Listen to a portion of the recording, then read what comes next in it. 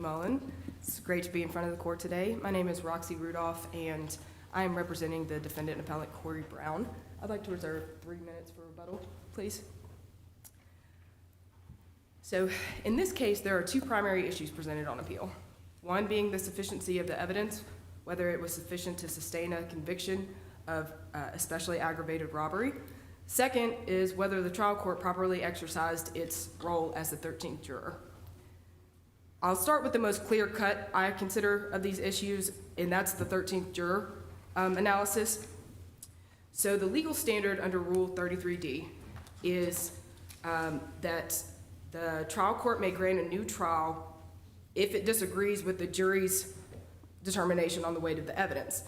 The purpose of the rule is for the trial court, as a juror, to take the same proof that the jury has heard and make an independent determination that based on the trial court's own judgment, not the judgment of the jury, that the evidence is sufficient to sustain a conviction. Now, in this case, and it's important to point out that the case law on the issue will presume that the trial court has correctly and independently made a determination of guilt on its own volition if it simply denies a motion for a new trial and says nothing more. But when it goes into detail and goes into the basis for why it's denying the motion for a new trial, then it has to be clear that the trial court is exercising its own independent judgment. In this case, Judge Bobby Carter, at the motion for a new trial hearing, specifically, and this is a quote verbatim, "It's worth noting that I think the jury was discerning in their analysis. Their verdicts reflect they carefully analyzed all the proof. They didn't merely just come to a quick conclusion." Right before that, he specifically notes the fact that there was clearly a factual dispute, and he goes on to say, "There's not any reason for me at this. I still accredit the jury's decision on credibility of the witnesses." So it's clear here that he acknowledges that there's a dispute in the facts, and there's a clear dispute, but there's no independent determination on the part of Judge Carter to say that I independently have weighed the proof and I find that it is sufficient to sustain a conviction, separate and apart from the 13th juror, or as a 13th juror. If the trial court is free to simply just affirm or accredit the jury's determination of credibility, the 13th juror rule will be pointless. And so there's existing case law on this issue. Specifically, this court, and I believe Judge McMullen was actually on the panel for the State v. Matthews case, and this was a case out of the middle section from 2010, where there's, it's very factually analogous, and it specifically says, while the trial court judge overruled the motion for new trial, his comments at the hearing indicated that he simply deferred to the jury. Accordingly, we conclude that the trial court failed to act as the 13th juror. So deferring to the jury is not a proper exercise of the role of the 13th juror. Is that what Judge Carter did here, though, counsel? He specifically said, and I think this is a tad bit distinguishable from Matthews, because he specifically said there was nothing based on the motion that he felt like he would absolve his responsibility or his role as the 13th juror. I think there was some specific language there when he says, and I think another reason why he's saying this is because most of what's at issue here is a straight credibility contest. So he recognizes that, and then he says he's talking about what the jury did, and then he says, I've talked about all those things, so there's not any reason for me at this. I still accredit the jury's decision on the credibility of the witnesses and the resolution of any conflicts, which is basically acknowledging the Jackson v. Virginia. Right, Your Honor. And if this were a sufficiency of the evidence analysis, the credibility determination of the jury would be the one we would defer to. But this is the 13th juror analysis where the judge's specific determination of his own independent determination after sitting through the same trial that the jury has sat through, independently weighing the proof on his own.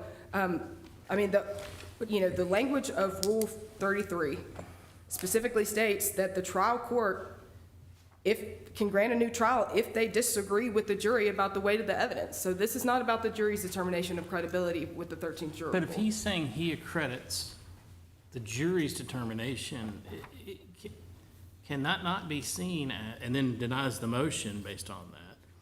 Isn't that him saying, I've looked at this, I've looked at it, I think they're right, I don't see any reason as to why they got it wrong, so I'm Well, moving had the trial forward. court said as such, Well, I agree. I mean, maybe he could have said more, but then again, the law doesn't require him to say more. Well, Because as you pointed out at the beginning of your argument, he could have just said motion denied. And we would have all gone, great, that's it. right. I think another key thing to hone in here, Judge Dyer, is the fact that he acknowledges from the outset that there is a clear factual dispute. I mean, there are two sides to this story, and there's one that makes a lot more logical sense. And let me start by getting into the facts a little bit. So, Can I ask one other question? yes, of course. So he used the word credit. You're equivalent, not equivalent, you're arguing that his use of the word credit doesn't mean that he's saying approved, correct? Yes, Your Honor. I think that it's distinguishable from him saying that. I'm just saying, you're saying that even though I think approve is probably a synonym for credit, you're saying because he used the word credit as opposed to approve, that's, he didn't exercise his role as a 13th juror. I think that by Judge Carter saying that he accredits the jury's determination of a credibility, that's him providing deference to the jury's determination of credibility. And credibility was definitely an issue in this case. There are numerous factual discrepancies with the victim's testimony in particular, and it's not even really an issue of credibility. It's an issue of undisputed facts versus patently false testimony. So, for example, at the scene of the crime, there are 3 9mm shell casings found. Victim testifies that he was struck and shot with a .40 caliber Glock. So you have undisputed proof, patently false testimony. There's also testimony from the victim that he didn't have any drugs in his studio. They find 4.3 grams of weed in the studio. So it's not only a determination of credibility here, it's a determination of the jury's conclusions about the facts that had the trial court exercise its independent judgment as a 13th juror, rather than simply accrediting the jury's determinations, accrediting the jury's inferences and conclusions, that he would. So if he had said, they found this, they found, there's conflicting testimony between A and B, and they found A was telling the truth, and I agree with them, would that be a correct finding, as opposed to, and I accredit what they're finding, and therefore deny the motion? I think that had Judge Carter specifically said that the defendant, the evidence weighed by the jury, that I've also weighed, proves the defendant guilty beyond a reasonable doubt in my mind, as opposed to, I think the jury carefully considers this That's really evidence. not what Rule 33 I was is gonna say- designed to do, but go ahead, I'm sorry. So basically, your argument is the trial judge either has to say nothing or has to give a very lengthy discussion to how they got to where they got. Not exactly, Your Honor. The trial court either has to say nothing, and this is how the law reads. The trial court either has to flat out deny the motion for new trial without explanation, in which the law will presume that they made an independent determination, or the trial court has to make it clear that they exercise their own independent judgment, separate and apart from any conclusions drawn by the jury, to come to the same result, that there's guilt beyond a reasonable doubt. And in this case, I think that maybe switching gears to the sufficiency argument will shed a little bit of light on why this factual dispute is such an issue, and why had the judge made an independent determination with respect to credibility, that the elements of the crime wouldn't actually have been proven beyond a reasonable doubt.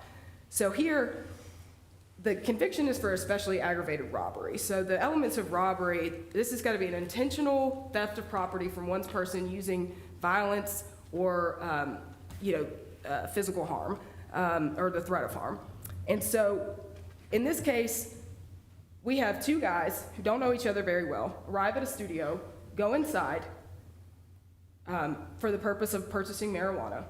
And if their intent had been to rob, this is a studio full of expensive music equipment, Apple laptops, cash registers, weed. I mean, if the intent had been to rob from the outset, then why would they only have taken a single surveillance monitor and a gun?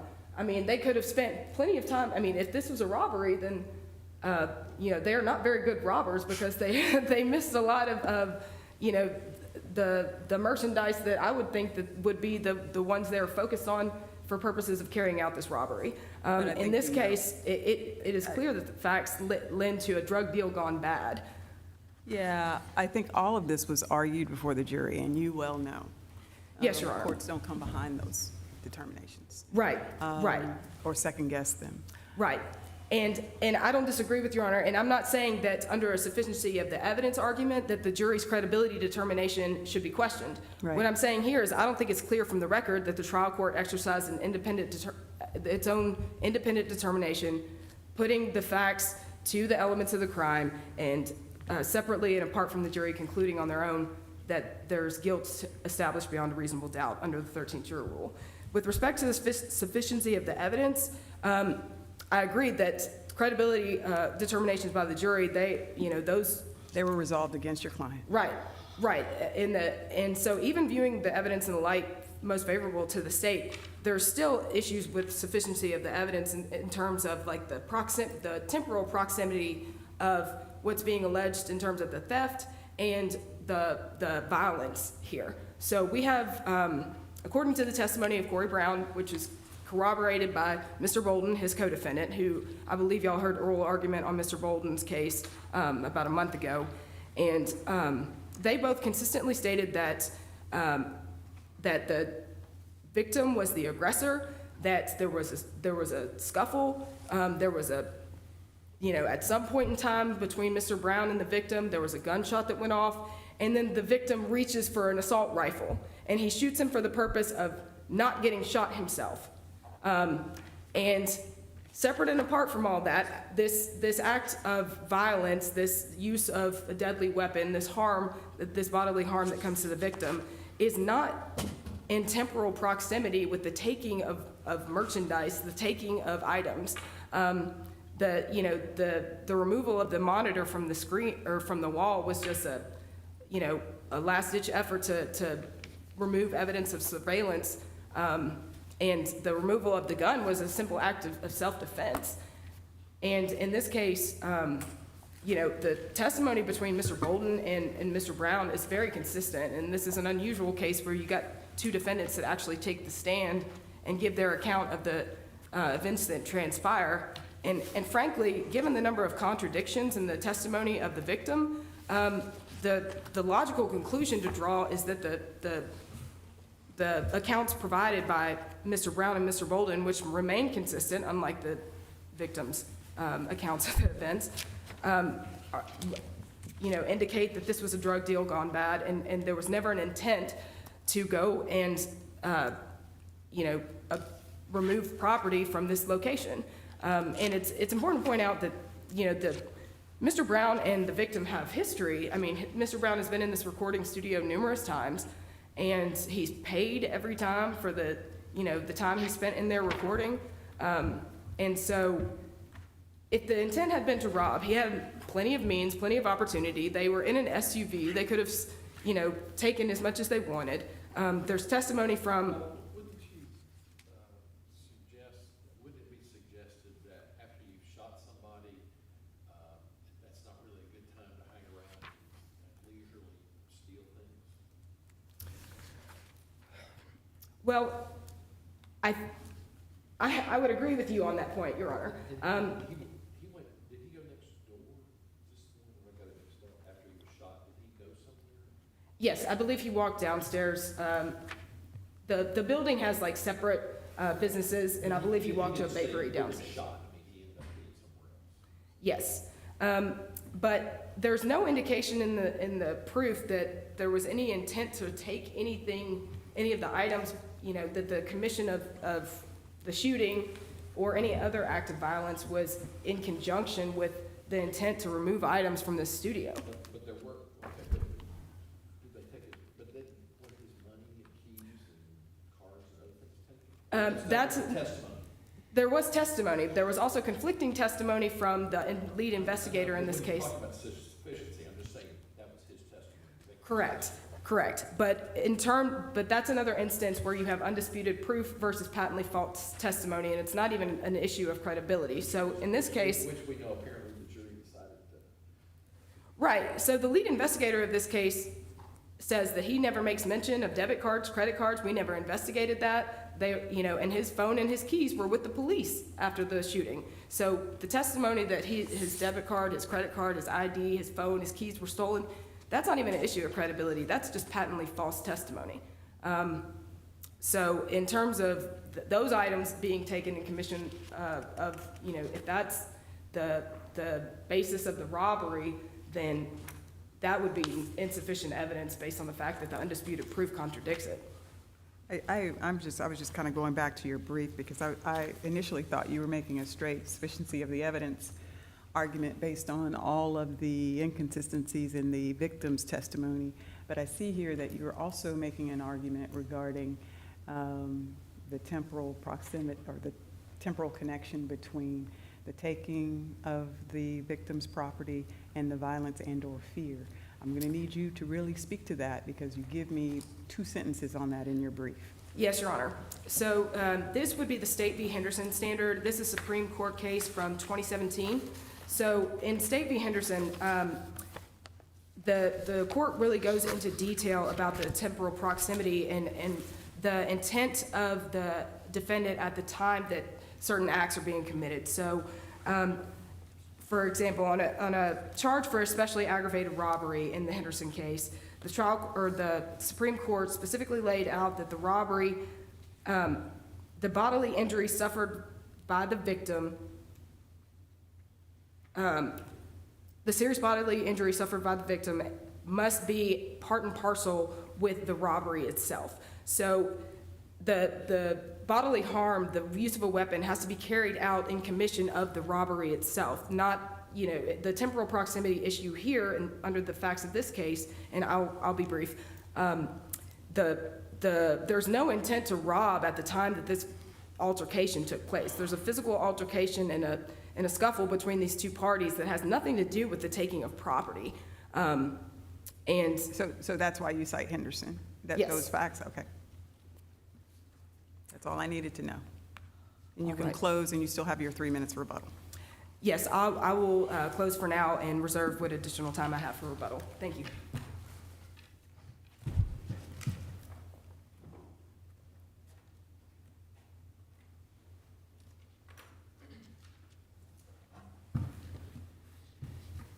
May it please the court, Brent Cherry for the state. I think we really do have an issue of who do we believe in this situation. There are certain things that we do know, and some things that we rely on the witnesses that appeared and what they said, and the jury is in a position, the best position, to weigh and measure the credibility of those witnesses. In this case, Sebastian Parker testified that he ran a recording studio on Dudley Street in Memphis. It was located on the 2nd floor of a building above the office of a towing company. To get in, there was a door off the street, flight of 20 steps that came up to the studio. The defendant had recorded with Mr. Parker on a few occasions. He was known by Mr. Parker as Goon Corleone. On July 2nd, 2018, the defendant had scheduled a 1-hour session at the studio, and he showed up with another man, Christopher Bolden, at about 12:40 in the afternoon. Mr. Parker knew when they arrived because he saw them in his surveillance video. He went down, unlocked the door, and let them in. Mr. Bolden immediately asked to use the bathroom, which is located downstairs. The defendant went upstairs with Mr. Parker. As Mr. Parker was setting up his recording equipment, he heard Mr. Bolden coming up the stairs, and when he turned around, Mr. Bolden was pointing a gun at him. The defendant was standing next to Mr. Parker, and the defendant hit Mr. Parker with his gun, knocking Mr. Parker to the floor. The defendant testified that the defendant then shot twice, pow pow, he said. One of the shots passed through his leg. He testified that the men flipped him over, took everything from his pockets, his money, credit cards, keys, and phone. He testified that Mr. Bolden ran downstairs and tried to get out while the defendant looked for the recording box for the surveillance video. When we talk about the proximity issue and the robbery, this all fits right here when Mr. Parker testified that he was shot and then he was rolled over and the two men went through his pockets and took everything out.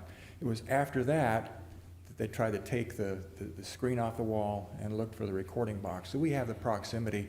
That's not an issue, according to the testimony of Mr. Parker. And again, looking at the credibility of the witnesses, the jury was certainly entitled to accredit the testimony of Mr. Parker over that of the defendant and the co-defendant.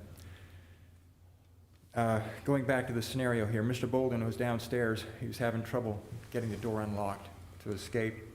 Called for the defendant to come help him. While he was gone, Mr. Parker tried to send a message to another sound engineer to let him know that he had been shot and to tell him who did it. Then he got back down and played dead again as the defendant and Mr. Bolden came back upstairs.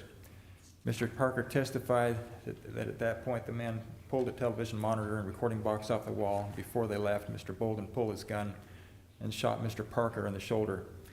After the two men were gone, Mr. Parker made his way downstairs, went to a bakery located around the corner, and got some help. Police arrived and took it from there.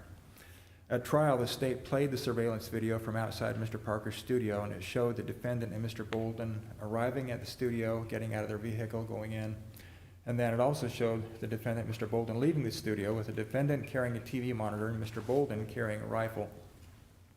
Mr. Parker testified that he kept the rifle in the studio for his own protection, although he kept it in a different room from where he was shot that day.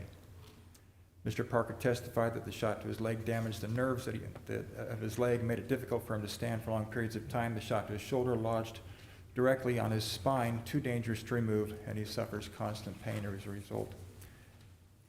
The defendant here claims that he confronted Mr. Parker for shorting him on a drug deal, and he shot Mr. Parker in a scuffle that followed. But Mr. Parker denied dealing drugs, although he admitted to having one blunt for his personal use. He denied any kind of drug deal with the defendant and asserted that he makes good money with his recording studio. He doesn't need to sell drugs. Crime scene investigators found 3 spent 9mm casings at the scene. They also found a baggie of marijuana. They found no scales or any other paraphernalia. Police assembled a photo lineup, which included the photograph of the defendant. Mr. Parker identified him as one of the men who robbed and shot him, and later police identified Mr. Bolden, assembled another photo array, and the defendant, or rather, Mr. Parker identified Mr. Bolden as the other robber. The evidence here is sufficient to support the jury's verdict. The jury was entitled to weigh the credibility of Mr. Parker against that of the defendant and the co-defendant, and they properly found him guilty. And when we talk about the third juror issue, again, going back to the precise language that the trial court used, in count 2, I accept the verdicts against the 13th, again, as 13th juror, and find both Mr. Brown and Mr. Bolden guilty of especially aggravated The robbery court as charged in specifically count 2. said, I accept the verdicts of the jury? Accept the jury of the verdict as 13th juror and find both men guilty. Now, I think it's... Where it's is a- that, Yeah. Mr. Cherry? Because I'm looking I at your looked at all brief, the and you don't have briefs that and- quoted in your brief. Where is that? Well, maybe I found that later. Let me look in my brief. Because I thought I had. if the court expressly said that, what are we talking about?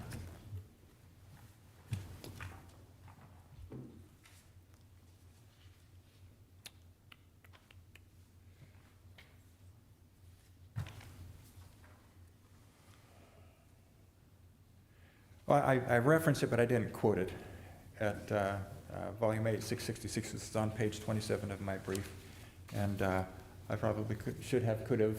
Well, if he said, I accept the verdict, that's a big difference from just giving the standard Jackson v. Virginia. This was clearly a credit, I don't want to, because this matters, I don't want to rephrase what he said, but he gave the Jackson v. Virginia standard on, a credibility issue, which was in the purview of the jury. And then he went on to kind of elaborate a little bit. Again, I'm not going to predetermine the case, but it didn't appear that he had disagreement or dissatisfaction such that we needed to read in any further from the context of his comments. But if there is an express acceptance, I mean, that kind of eliminates any reading into the context of whether the trial court absolved itself of its 13th juror. obligations. Well, Your Honor, it's interesting to look at the very precise language, is accepting the verdict of the jury the same as my own finding of guilt in a case. So, I mean, I think there could still be an argument, but when we look at this case in particular, the trial court did make an accreditation of the jury's verdict. And accredit is an interesting word that I hadn't seen much before I started practicing this area of the law. You know, we often hear this when we hear the court talk about the testimony of a police officer. I accredit the testimony of the police officer. What does that really mean? I think it's fair to say I believe the police officer. I find the police officer credible. In accepting that testimony and making that finding, that is consistent with a 13th juror finding of guilt. And I think that's what we have here. And again, you know, as lawyers, I think we can always look at the language that's used, particularly when we're looking at trial court, you know, from our lofty positions, to make criticism and say, hey, they could have, should have said this a little bit better. But I think what's happened here, and I would argue that what's happened here is totally appropriate. The court looked at this, they specifically recognized their duty as 13th juror and found these defendants guilty. So with that, I would encourage the court to affirm the finding of the trial court. Thank you, Mr. Chair. Thank you.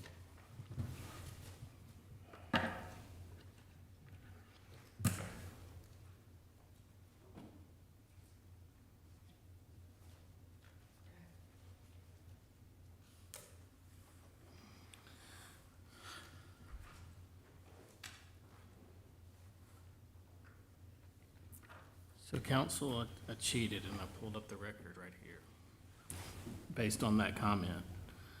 Are you referring to the trial court's, In count one, as 13th juror, I accept the verdict and I acquit you in charge of count one. I declare a mistrial in count one as to Mr. Brown. In count two, I accept the verdicts as 13th juror and find both Mr. Brown and Mr. Bolton guilty of especially aggravated.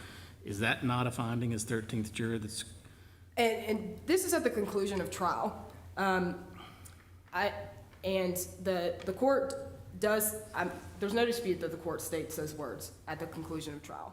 But at the motion for new trial, where the evidence is being re-argued, these issues from trial are being. Are you saying you have to do it a second time? I think the law is clear, Your Honor, that if you're going to have an explanation, it needs to be an explanation that is unequivocal. I believe the case law. So when he accepted the verdict after the day of trial, you're saying now, because he talked about it at the motion for a new trial, he has to do it all over again? Well, not only did he accept the verdict, he said, I find you guilty. Yes, and I believe the trial court contradicts that statement in the motion for new trial by stating not just that he is deferring to accrediting the jury's decision on credibility, but he begins his statement by saying, I think it's very clear you had a factual dispute, and the jury in this case resolved some of the factual questions against Mr. Brown, and in their eyes found beyond a reasonable doubt.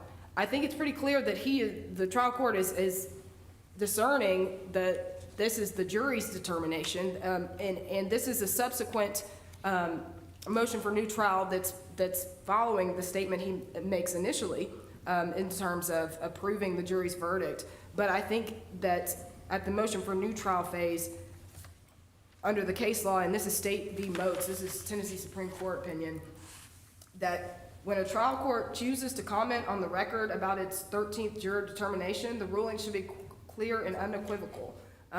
So if at the motion for new trial phase, the trial court has simply left the statements as they were, I think that we wouldn't be making we wouldn't be talking about this. But in this case, the trial court goes back into a discussion about the factual disputes, acknowledging the fact that there's clearly, two sides to this story, and then just simply saying that the jury decided one way and I'm gonna go with what they did. I think that's not a proper, under the existing case law, and this is Tennessee Supreme Court case law, that's a misunderstanding, a misconstruction of the court's role as a 13th juror. Back to your temporal proximity or Yes, Your Honor. argument real quick. Isn't that too, though, a jury question? Because The state presented proof that, depending on how you read it, it's clear they came in there with the intent, I mean, as I read the state's brief, they came in, pulled a gun, hit him, started taking things. Of course, the defendant's version is much different. And so if the jury, by finding him guilty, our interpretation would be they believe the state's version of the facts. Isn't that the jury's question? I mean, I understand your argument, but that's based on us going with your client's version of the events, which clearly the jury did not. I take your point, Your Honor, and I think that's a fair point. However, I don't think that the facts, even construed in the light most favorable to the victim and the prosecution, indicate that there's a temporal proximity sufficient to show that the serious bodily injury, the violence that took place in this was part and parcel with the theft. I think even construing the state's, facts that the state recited to Your Honor, there's no indication that these two events coincided, were part of the same plan, that there was a common scheme to use a gun and then rob. It's clear that there's a physical altercation involving a gun, and then there's the taking of property after the fact, once that altercation has pretty much concluded. But there's no indication that the altercation was for the purpose of taking the property, and that's where the temporal proximity issue comes in. Okay, you may close because you're at the end of your time. Thank you, Your Honors. If you don't have any other questions, I will just implore the court to consider the evidence, consider the court's misconstruction of the 13th juror rule, to consider the issue of temporal proximity, and to overturn the conviction, and alternatively to reverse, remand, and provide a new trial for Mr. Brown. Thank you. Counsel, we'll take the matter under advisement, and you may call the next case.